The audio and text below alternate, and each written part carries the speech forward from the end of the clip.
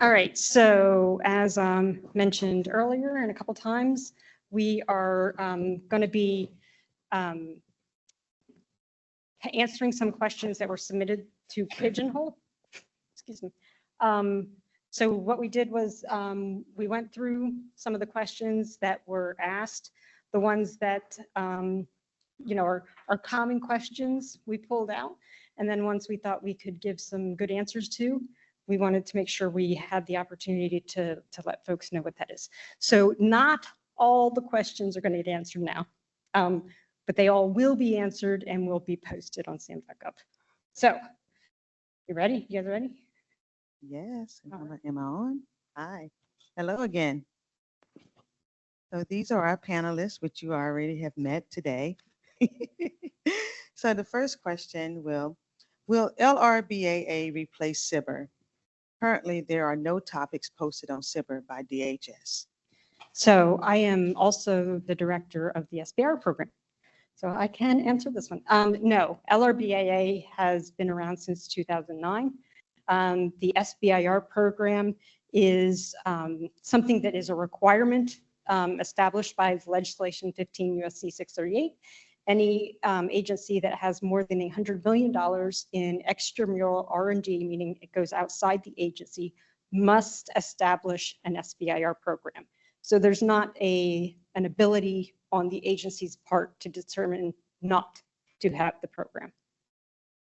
Okay, question number 2. If DHS applied data is needed and not available, can we request data using FOIA? So I'm gonna go ahead and take a stab at that one.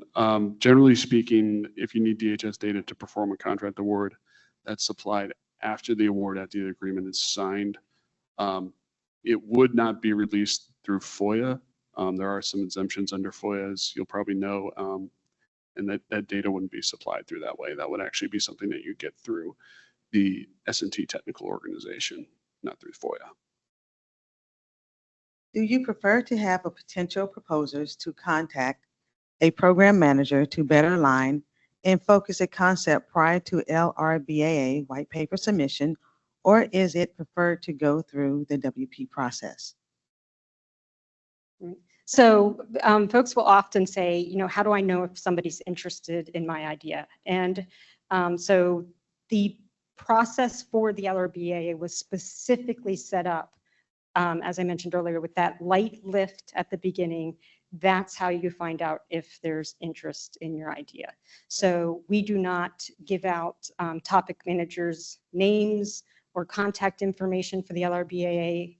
We do recommend you do research on it, but yeah, we're not going to be providing those points of contact. If you're looking for something where you're going to get more direct guidance, the LRBAA is not the path.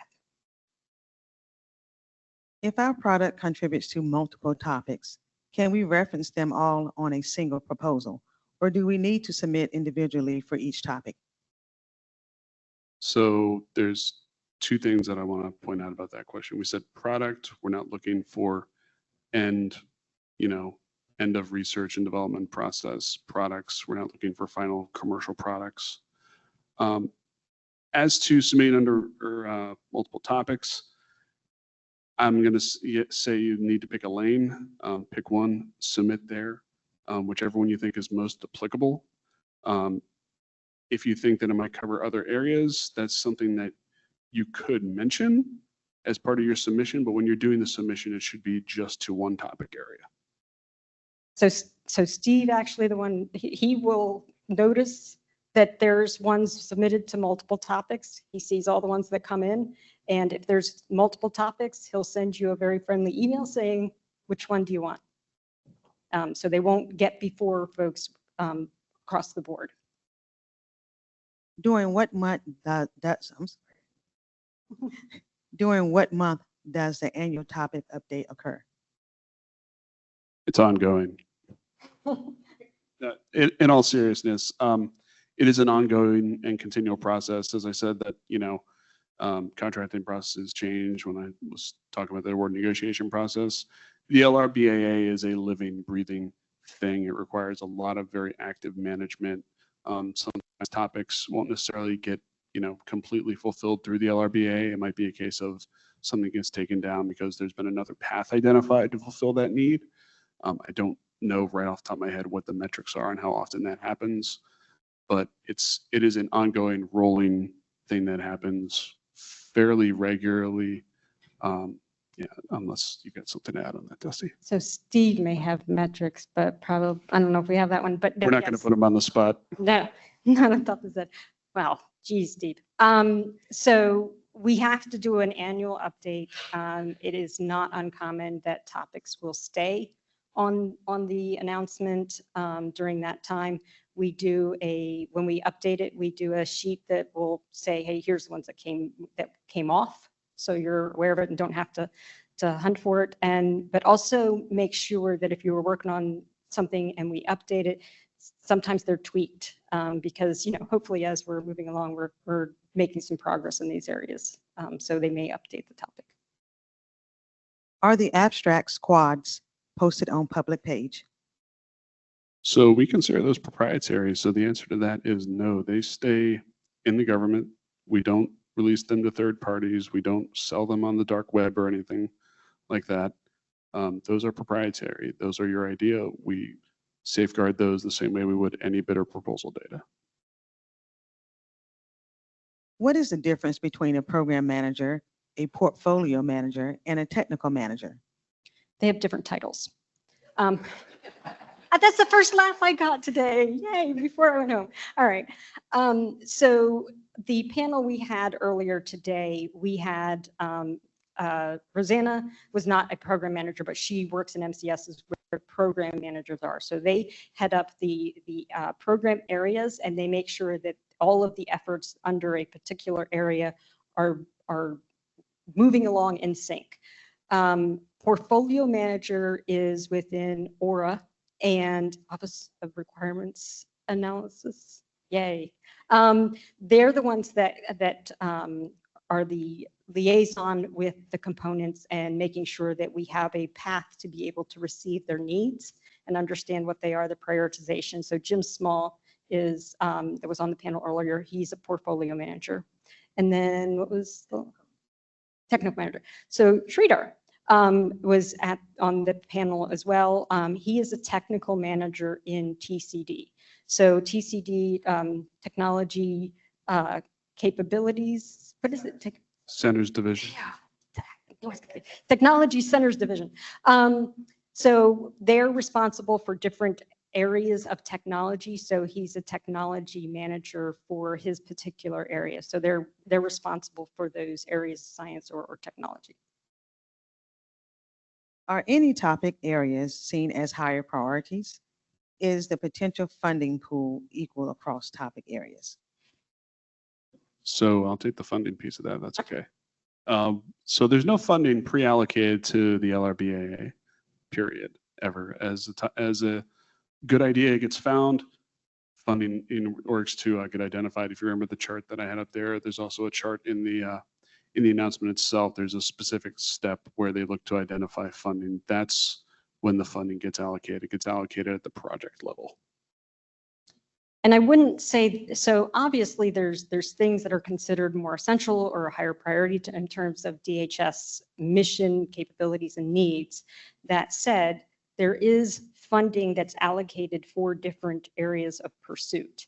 So there isn't, and not all the funding, as we were talking about on the panel earlier, not all the funding is allocated or even available to go through the LRBAA. So even if it was a higher priority topic area, let's say, it doesn't mean it would have more funding available because they may be using a good chunk of that funding to pursue these areas of need through other programs.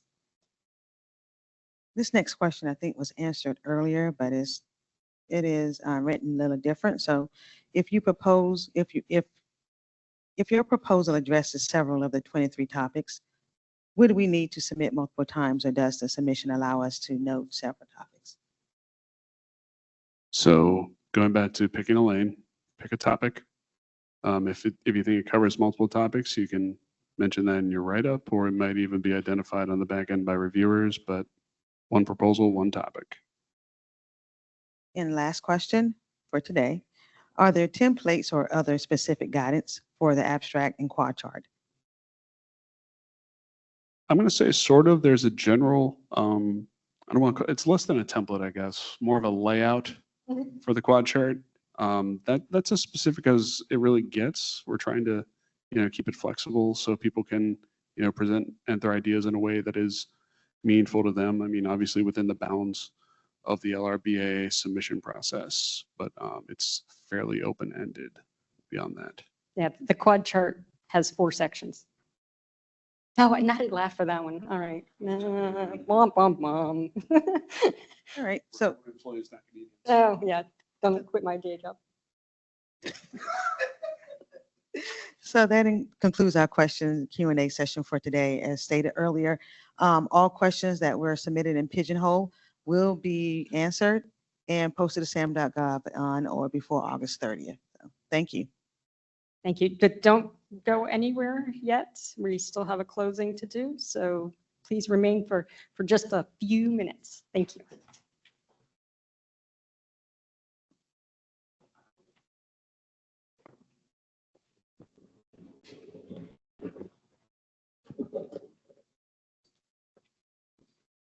Adrian, can you do me a favor? I have a question for you.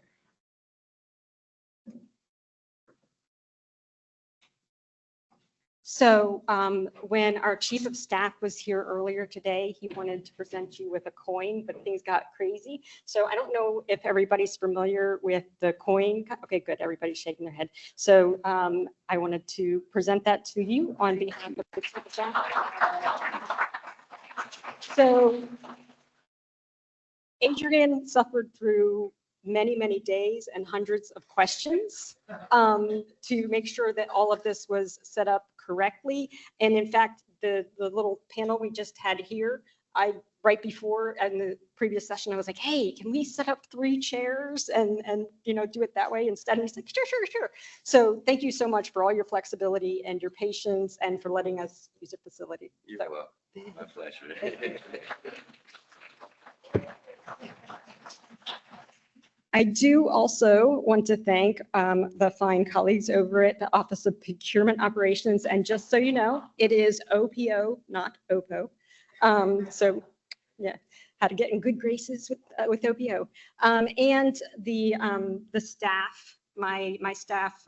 So we have the SBR LRBAA team, all of them were here today, minus a few that had to come in remotely.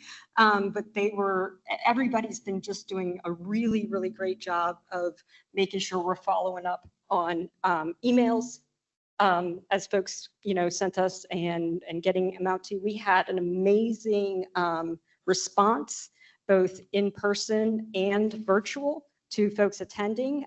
So we really appreciate you guys your interest. And I want to thank my team as well. And Shannon, who I don't see, who's part of the comms team for OIP. So if we could give all of them a round of applause, please. Shannon's back there. All right. So thank you, everybody, for being well behaved, not wandering off, not doing anything you weren't supposed to. I asked the security folks. They said they didn't have to tackle anybody. That's fantastic.